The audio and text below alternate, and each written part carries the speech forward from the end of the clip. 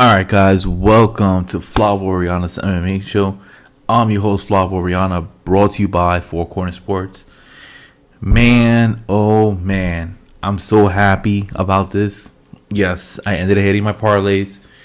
I ended up having the main event, co-main event parlays together. Alright, but I wanted to talk about Jamahal Hill versus Glover Teixeira. Honestly, the Brazil card was a very, very good card to start off the year. I mean, I felt like the December card, the last pay-per-view, wasn't that great. And then that allowed us to get this title match, this title shot for the light heavyweight title. Excuse me. Man, Jamahal Hill, Glover Teixeira, fight of the night. Hands down, best fight of the card. I was looking forward to that. Going into the fight, Teixeira is 42, 43 years old. How much further and how many more fights is this guy going to end up doing? I predicted he was going to have one more fight. And entering the night, I didn't want Glover Teixeira to win. We saw what happened. He fought He fought Jan Blachowicz, wins the title in 2021. Tells Jiri, hey, I'm down to fight you, but in May. Mind you, this was in October of 2021. And this guy made Jiri Prochazka wait November of 2021, December of 2021, January of 2022, February, March, April, May, June. Man made him wait 8 months, alright? And the last thing I wanted was the light heavyweight title to be stalled. Guys, if you guys know who I am, alright, you guys know I like my champions to fight more often, alright? To avoid having pay-per-views being headlined with no title fights on it whatsoever, okay? I think it's bad for business that there's no title when there's a pay-per-view and no title is on the line. It's more of like a glorified fight night that you're having to pay for now this year for $80 a month. Okay, so that's one reason why I didn't want Glover to win. But man, oh man, Jamahal Hill. There's a lot of questions going in, about him taking the fight on short notice. He said he hired a nutritionist. It showed in the fight. And a lot of he was saying Jamal's gonna have to knock out Glover Teixeira early in the fight. If not, Glover's gonna end up grinding this thing out, smushing him, possibly submitting him. If not, winning by decision. And none of those things ended up happening. Because you know what ended up happening? We got a stand-up brawl. Yeah, we were able to find out that Jamahal Hill has great takedown defense. He worked on that. We saw in the Paul Craig fight when he fought Paul Craig. He ended up losing, had his arm pretty much broken or dislocated, whatever it was, and it was dangling all over the place, all over in Arizona. All right, but Jamahal Hill has climbed back from that loss. I think he, coming into the fight, he had like a 3-fight winning streak, knocking out guys like Johnny Walker, Jimmy Crute, Thiago Santos, and then he was supposed to fight Anthony Smith. They scratched that. They made him jump in for a title fight on less than a month's notice, and the man delivered. The man showed up. The man was able to answer a lot of the questions that people were worried about. First thing, he went all 5 rounds. Yes, he did look a little bit tired. Yes, do I think that the fact of the lack of preparation and the lack of time given the UFC given him has something to do with that? Of course I do. All right, of course I do. I think Glover, was preparing, for that Jiri Prochazka fight for December. That got scratched because Jiri ended up tearing his shoulder. All right, and that's what ended up happening for us to have Jan Blachowicz versus Magomed Ankalaev, which that was a little bit of a dud. Gives us Glover versus Jamahal Hill. Fantastic of a fight. Man, does Glover have a chin at 43 years old? And man was busted open. At one point in between the 4th and 5th round, the corner of Jamahal Hill pours water on Jamahal Hill's head, and then all you see is just smears of blood just pouring out over his head. And that wasn't even his blood. That was Glover's blood. Glover looked like a crimson mask, what good old JR would say. All right. Jamahal Hill, man, we know he has a strong right hand, but we know that the kid, he will go into deep, dark places in order to get the victory, and he lasted. Jamahal Hill ends up lasting 50-44. I don't know how the judges could score that. There was a couple rounds that could have scored a 10-8 round. Definitely round 4 and round 3 could qualify as a 10-8 round. But 50-44, I mean, Glover Teixeira, what's it called? The doctors at one point were considering stopping the fight, entering the 5th round.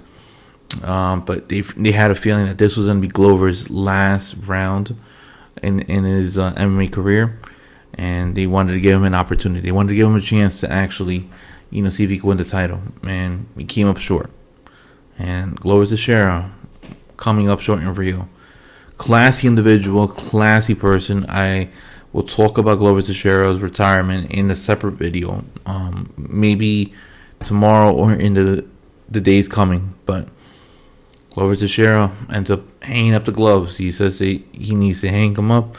He needs to focus on trying to train middleweight champion Alex Pereira, which I think is phenomenal. That's the right thing to do.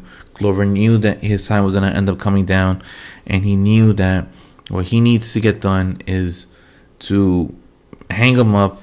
Even though he's in great conditioning for a 43-year-old, I think that he's taken out way too much damage throughout the years that he's got to think about his future, and he can coach and stuff like that, bring young kids from the regional scenes into possibly the UFC or in other promotions.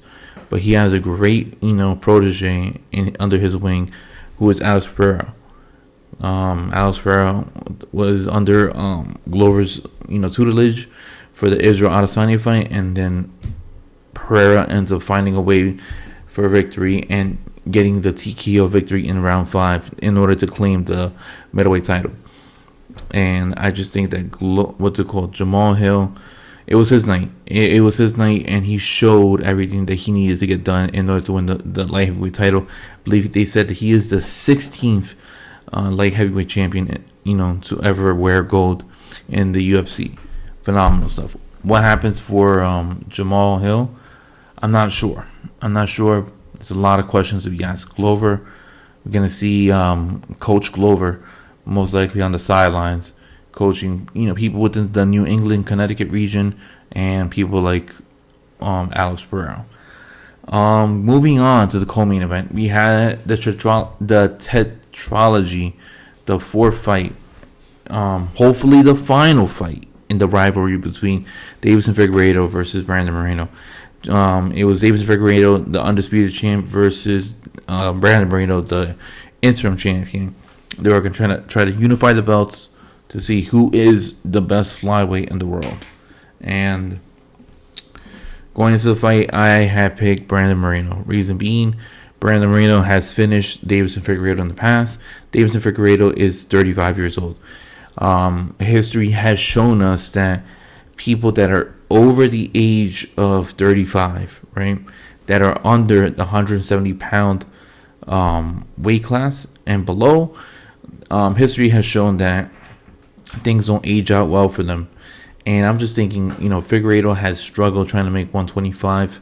He didn't look so good earlier in the week. He looked good on the scale when he weighed in, but it's just a matter of fact that I just think it's Brandon Moreno's time. He's a younger fighter. He's more the athletic fighter. He has more avenues to win, and I just think Figueiredo won't have many surprises for Brandon Moreno. And I was completely right, because immediately, round 1, Moreno shoots for a takedown, takes him down, goes for a little bit of ground and pound, was the quicker, snappier fighter.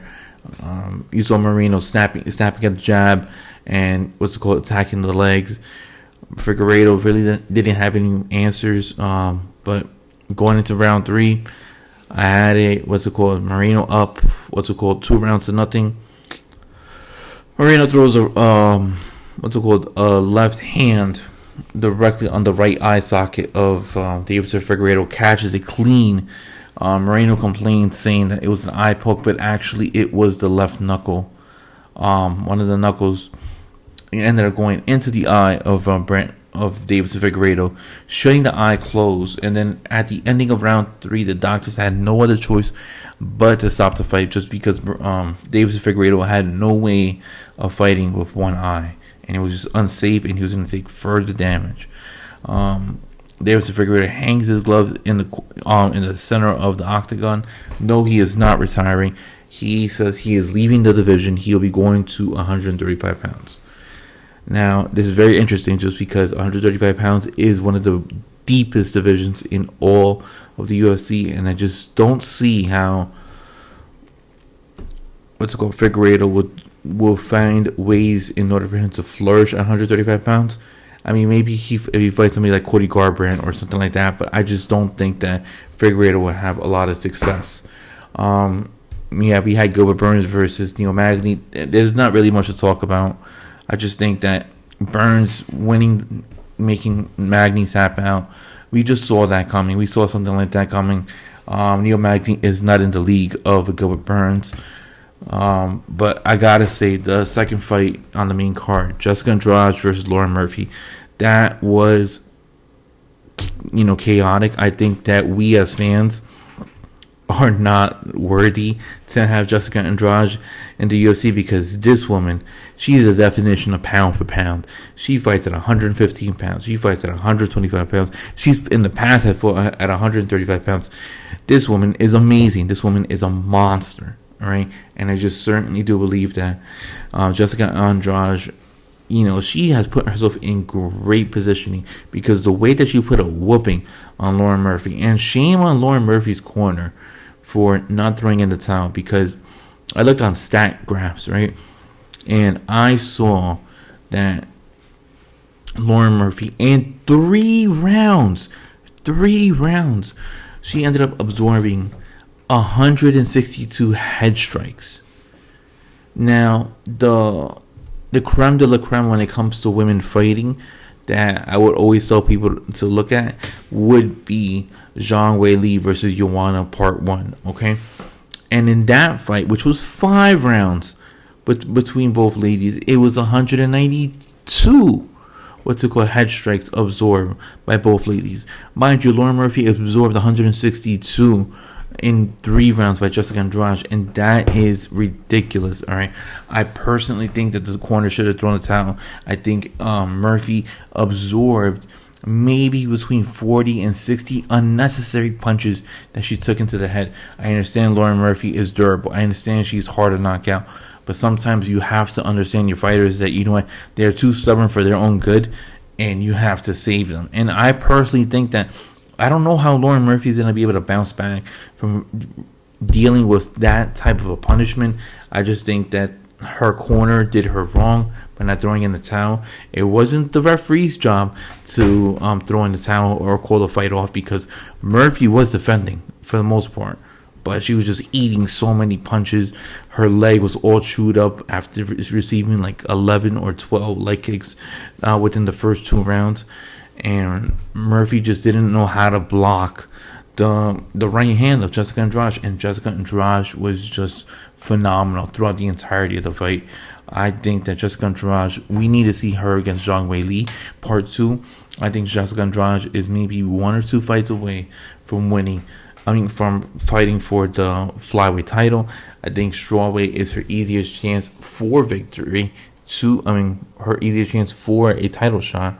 I think she has a case where she can actually fight Zhang Weili. Zhang Weili isn't any more opponents to fight. I don't see her fighting Rose. I think Rose is putting herself in a weird situation.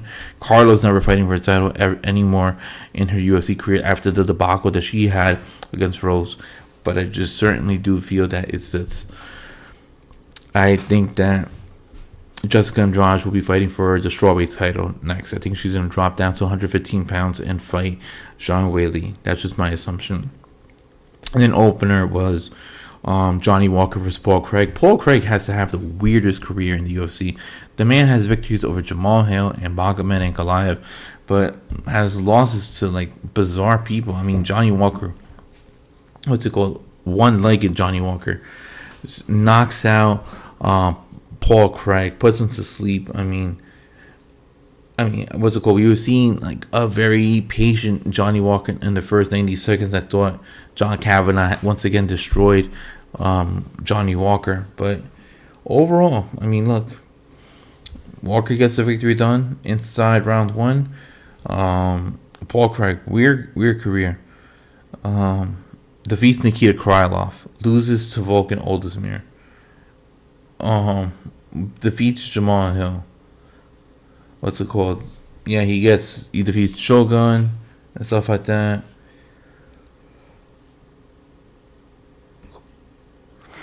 Loses to Alonzo Minifield. I mean, it's just a lot of weirdness. Loses to Jimmy Crute. That's when Jimmy Crute was on his hair. Loses to Khalil Roundtree. Loses to Tyson Pedro. I don't know. It's just Paul Craig has a weird career. What's next for both these individuals? I don't even know. All right. I guess you could put down Johnny Walker, Anthony Smith. That would be a fun fight. But with Paul Craig, who knows? I mean, might have to fight somebody like William Knight or something like that. And then, yeah, what's it called? Yeah, Ihor Potieria versus Shogun. What's it called? The fight has to get stopped because Potieria ends up putting Shogun down to the floor, and there was no way for Shogun to defend himself. Didn't really care for the dance. I think kind of thought it was a little bit disrespectful. You have, what's it called? Honestly, this is early contender of knockout of the night. Ishmael Bonfim. Man, oh man, the way you knocked out Terrence McKinney, that is some crazy stuff, man. Put him out cold. I hope that he was alright. I saw he ended up taking a picture later with Bonfim, but him getting put out cold, him getting knocked out, landing face first on his head. Oh man, that was a scary knockout. Very, very scary knockout. But honestly, guys, Brazil, the card was awesome. I wasn't a fan of the fans, running out and leaving when Glover loses and not sticking around for his retirement speech. Throwing popcorn, throwing soda, throwing beer at Brandon Moreno for getting the victory. Definitely didn't like that. I saw a lot of people on Twitter thought that was very classless, and I'm one of those people in that category. But man, oh man, great set of fights for UFC Brazil. Until then, guys, man, I will see you guys this week. All right, guys, thank you for tuning in, and I will see you guys at my next YouTube stop. See you. Peace.